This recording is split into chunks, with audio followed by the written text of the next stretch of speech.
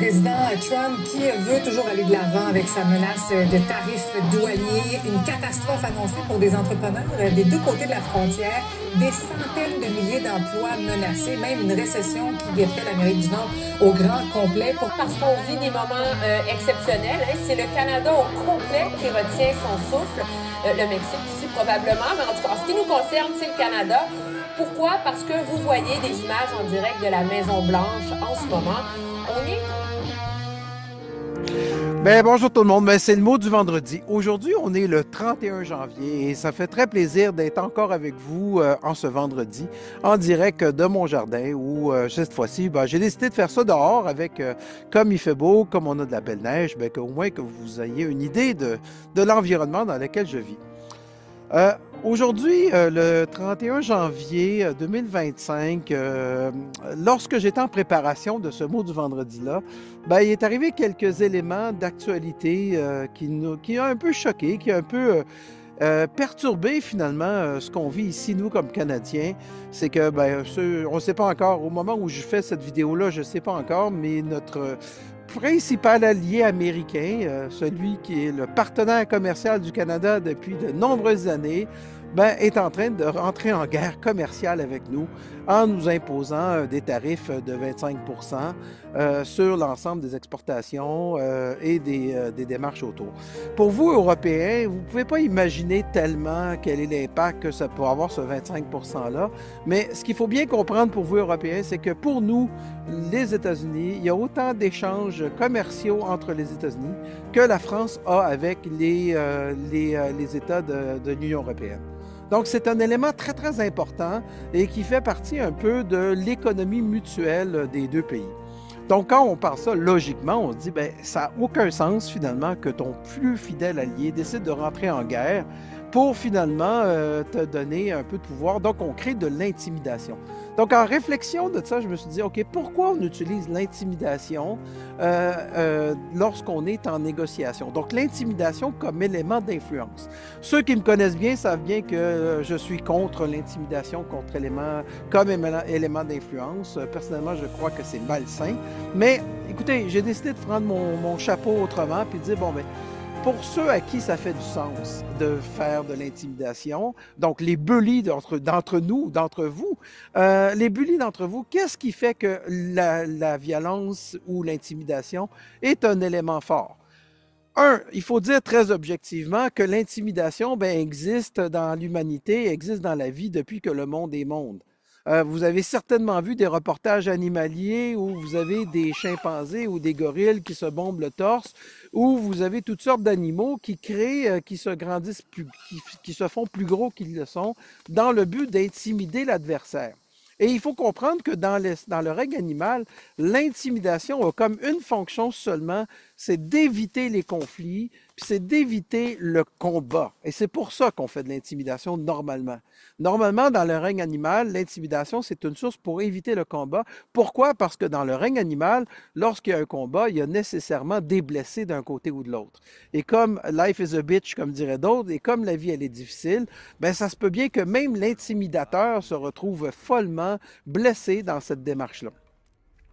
Bon, ça, c'est dans le règne animal. On le voit aussi dans notre règne à nous, c'est que certains, et la sociologie, donc, il y a plusieurs éléments qui ont étudié l'intimidation et la violence comme élément de domination. On pourrait citer finalement Pierre Bourdieu, qui dit que le soutien, la violence symbolique, incluant l'intimidation, permet à un individu, à un groupe de maintenir sa domination en imposant une perception légitime à la réalité des autres. Donc, on s'entend que ce qu'on a ici, c'est exactement ça.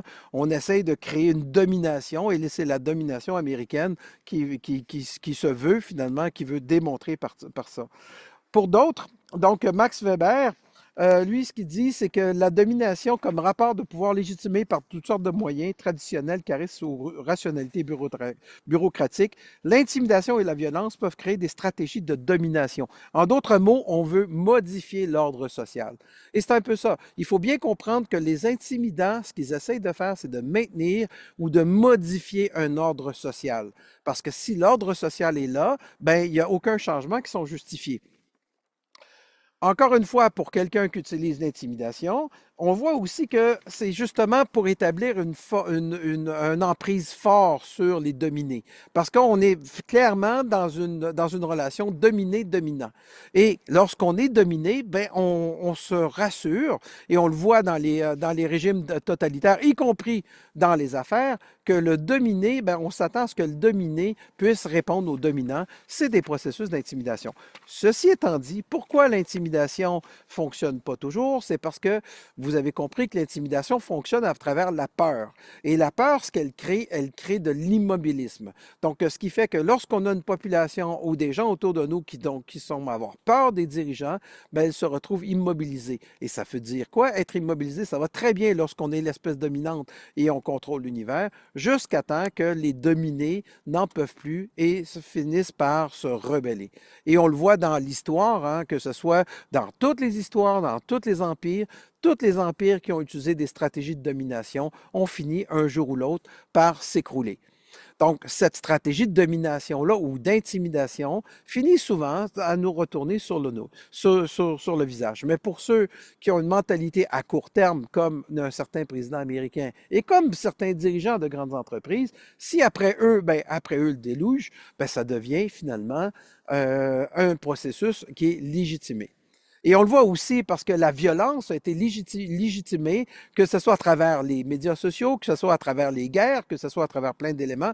Vous avez plein de dirigeants qui légitiment cette violence-là, mais je vous dirais que vous-même, certains individus, par les médias sociaux, par les trolls qui mettent à déferler de la violence sur les médias sociaux, on se retrouve à légitimer ce processus de communication-là et ce processus d'influence qui est l'intimidation. Et ce qu'il faut bien comprendre, c'est que ce processus d'intimidation-là, ben, lorsqu'il est enclenché, c'est difficile de courir en arrière. Donc, je ne veux pas être négatif aujourd'hui, mais moi, ce que je veux vous dire, c'est que si, par exemple, dans votre organisation, de votre entreprise, vous sentez ce processus d'intimidation-là, ça va être le temps, finalement, et la seule façon de répondre à l'intimidation, c'est soit d'augmenter la violence, et là, on arrive avec le spin, ou bien, de l'autre côté, de rester fier dans vos bottes. Restez solidaires, serrez-vous avec vos valeurs. La seule façon de contrecarrer un intimidateur, c'est le groupe. Donc, ensemble. Mettez-vous ensemble. Les gens de même valeur, mettez-vous ensemble. Travaillez ensemble. Et ensemble, vous allez pouvoir réussir à faire changer le fil des actions dans votre environnement ou dans votre organisation.